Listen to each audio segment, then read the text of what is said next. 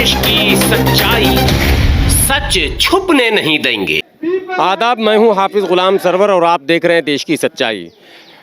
युद्ध प्रदूषण के विरुद्ध दिल्ली सरकार का बहुप्रतीक्षित बहुप्रचारित विज्ञापन जो सड़कों पर आप देखते रहते हैं कि प्रदूषण के विरुद्ध युद्ध हो रहा, लेकिन क्या वाकई दिल्ली सरकार प्रदूषण के विरुद्ध युद्ध कर रही है या उसमें और कुछ नई बातें जोड़ने की ज़रूरत है?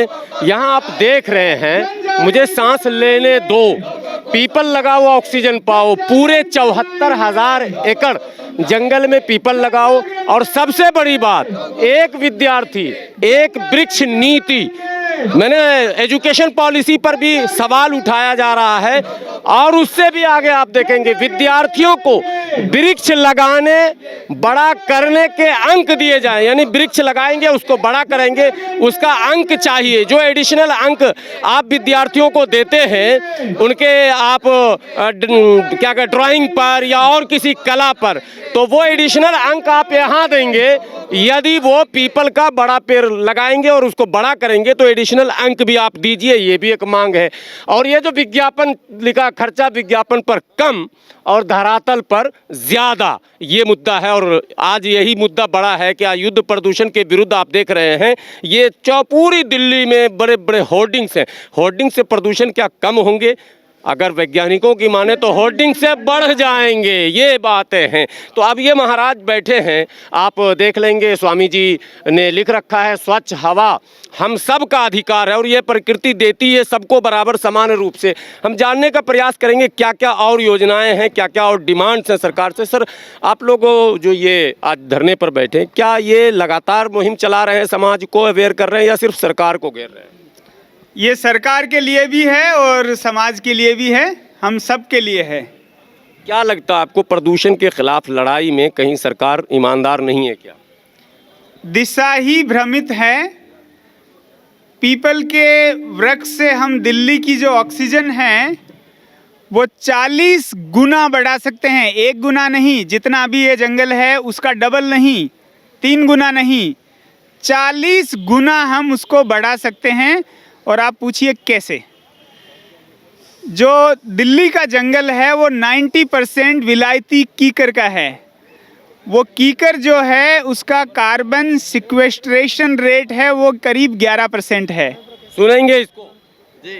और पीपल का जो कार्बन सिक्वेस्ट्रेशन रेट है वो 87% है, मतलब करीब 8 गुना ज़्यादा हवा को साफ करेगा और उसी मात्रा में ऑक्सीजन देगा। तो ये जो जंगल की कैपेसिटी है, एक पेड़ के फायदे वर्सेस दूसरे पेड़ में 8 गुना बढ़ती है। फिर 40 गुना कैसे होती है? तो जो साइज है कीकर का वर्सेस पीपल का, तो उसकी आप कनोपी देखेंगे, पीपल बहुत ऊंचा जा सकता है, कीकर जो है छोटा है। तो 2 से 5 मीटर तक कीकर होगा, 5 से 25 मीटर तक पीपल का पेड़ होता है।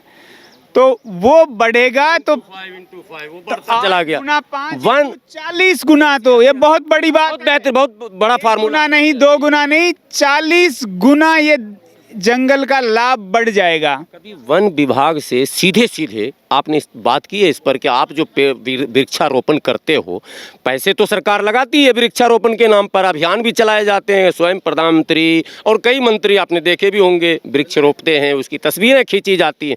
लेकिन ये कीकड़ का सवाल जो आपने उठाया, क्या वन विभाग इस पर विचार नहीं कर सकती है कि इतने एकड़ ज़मीन में कीकड़ ही कीकड़ क्यों? हमने कई जगह वन विभाग को इसके लिए प्रेरित किया है, वो प्रेरित हुए भी हैं। देहरादून में धर्म सिंह जी मीणा ने बहुत अच्छा काम शुरू किया है इस विषय में।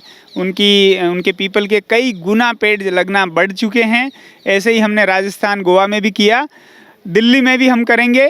तो वन विभाग इसमें कुछ बढ़ेगा, लेकिन हम ये नहीं करें कि कुछ बढ़े जब सॉल्यूशन क्विक है।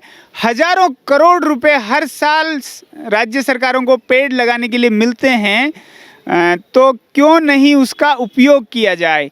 तो उसमें कीकर का पेड़ एक दूसरे के, मतलब उनके नीचे किसी और पेड़ को बड़ा नहीं होने देता है।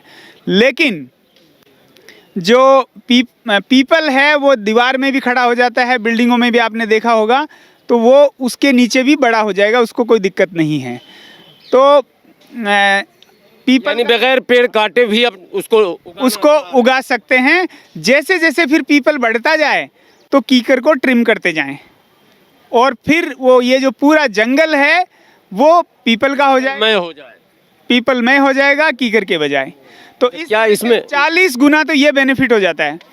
पीपल रात में भी ऑक्सीजन देता है, तो इसका मतलब वो 40 का 80 नहीं हो जाएगा, लेकिन वो रात अगर 12 घंटे की नहीं है तो 8 घंटे की तो होती है, तो वो भी बेनिफिट आप 40 के बजाय 60 गुना तो कह सकते हो, तो 20 गुना क्या और बढ़ जाएगा। पीपल के अलावा कुछ फलदार वृक्ष की भी मुहिम में आप रखे हैं सूची में? फलदार वृक्ष जैसे बच्चों के लिए, जैसे माननीय प्रधानमंत्री जी को मैंने निवेदन किया था, उन्होंने बात मानी और बच्चों को सेंट्रल स्कूल में एक वृक्ष एक पेड़ नीति फिर आई, बट फिर वो कोविड हो गया तो उसकी इफेक्टिव इम्प्लीमेंटेशन हुई नहीं, लेकिन कुछ पेड़ लगे थे। तो बच्चों को अगर मार्क्स देंगे तो बच्चे बड़े करेंगे, लेकिन बच्चों को अगर पीपल के लिए कहोगे तो उनको इंटरेस्ट नहीं आएगा। तो बच्चों के लिए कोई फलदार पेड़ हो और बड़े पेड़ दिए जाएं, जैसे 4-5 फीट बड़े पेड़ 70-80 रुपये में नर्सरी में मिल जाते हैं, ऐसे पेड़ बच्चों को देंगे।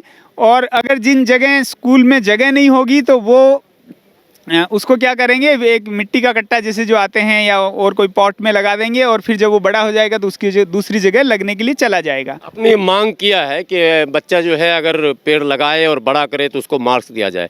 विषय के अतिरिक्त जैसे और चीज़ों में, खेल कूद में, कला में दिया जाता है, उस तरह से एडिशनल मार्क्स मिले। एक्स्ट्रा करिकुलर एक्टिविटी में उसको दिए जा सकते हैं। मैंने ये उत्तराखंड में करवाया भी था, लेकिन हर प्रिंसिपल से बात करना और करवाना बहुत काम हो जाता है। तो सरकार एक नीति बना दें कि जो पेड़ लगाएंगे बड़ा करेंगे उनको मार्क्स मिलेंगे।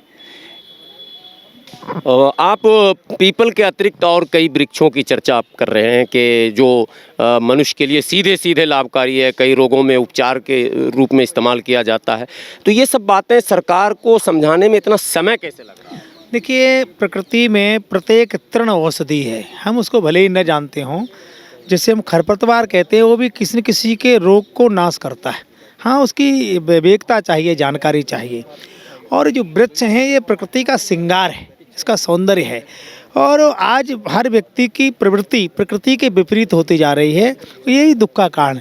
देखिए, हर व्यक्ति को जीने के लिए हवा तो लेनी पड़ेगी, पानी तो पीना ही पड़ेगा। हवा और पानी ये आज शुद्ध नहीं है, और हवा को शुद्ध करने के लिए कोई यंत्र नहीं है, वृक्ष ही है। हम लोग आज जो यहाँ मांग कर रहे हैं विशेष करके कि हमारे पूर्वज लोग जंगलों में रह करके वृक्ष की औषधि बना करके और वृक्ष के फल खा करके जीवन व्यतीत कर देते थे। आज जंगलों में या तो कंक्रीट है, जो शहर बन गया, जंगल है तो वहाँ कीचड़ है। जीवन आज जंगली जानवर देखेंगे आप ही नहीं, क्योंकि वो कीचड़ का एक बार कांटा लिपता है तो जीवन मर समाप्त हो जाता है उसका, इन्फेक्शन होकर के। हम चाहते हैं कि फलदार पेड़ लगें और वृक्ष लगें पीपल के। पीपल का जो पेड़ होता है 24 घंटा आपको ऑक्सीजन प्रदान करता है। भगवान ने कहा वृक्षों में मैं पीपल हूँ। और हम चाहते हैं कि सरकार एक ऐसा नियम बना दे कि एक परिवार में मान लीजिए 4 लोग हैं, 5 लोग हैं, एक व्यक्ति एक वृक्ष को गोद ले ले और अपने घर के आसपास जहाँ कहीं पार्क है या कहीं कोई नदी का किनारा है वहाँ उस वृक्ष को लगाए। जैसे आप रिश्तेदार से मिलने जाते हो, कोई व्यक्ति असहाय उससे मिलने जाते हो, ठीक तो है, परेशान तो रोगी से मिलने जाते हो तो कुछ फल लेके जाते हो, ऐसे हफ्ते में 15 दिन से वृक्ष से मिलने जाइए। तो वृक्ष ठीक तो है, उसमें पानी लगा के नहीं लेंगे, खादी, उसे घर का सदस्य मान लीजिए, और घर का सदस्य मान लेंगे तो उसके प्रति आपकी ममता हो जाएगी, अपनापन हो जाएगा। हफ्ते में 15 दिन में हो जाएंगे, उसमें पानी डालेंगे, खाद लगाएंगे, वो वृक्ष बड़ा हो जाएगा। क्योंकि सरकारें वृक्ष लगाती तो हैं पर वो सूख जाते हैं, डायरी में तो होता है पर धरती पर नहीं होता है। तो वो सरकार योजना, क्योंकि आजकल लोग सरकारों की ज़्यादा मानते हैं। हम साधु संत होने के नाते आपके माध्यम से समाज से आग्रह करते हैं कि देखो आज जो प्रवृत्ति है वो प्रकृति के विपरीत होती जा रही है।